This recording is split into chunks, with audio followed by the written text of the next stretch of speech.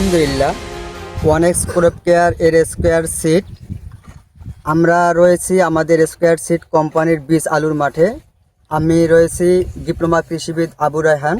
আমরা দেখব যে আজকে আমাদের যে চলমান কাজটি আসলে এই কাজটার করার কারণ কি, বা আমরা কেন টপ ড্রেসিংয়ের পরে আলুর কেলটাকে বেঁধে দেবো, বা আলুর কেলটাকে আমরা কতটুকু বেঁধে দেব।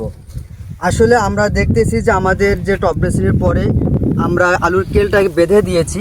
আমরা দেখতেছি যে আমাদের যে গাছের যে গোড় থেকে মাটি তুলে আমরা গাছের পুরো আগা থেকে আমরা সুন্দর করে দিয়েছি।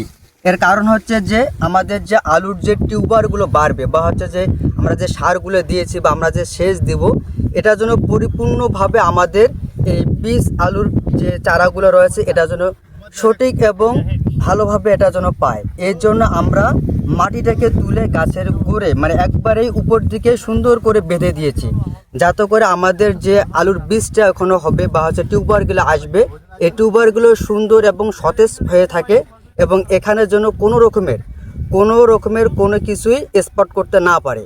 এর জন্য আমরা আমাদের কেলটাকে সুন্দর করে বেঁধে দিচ্ছি।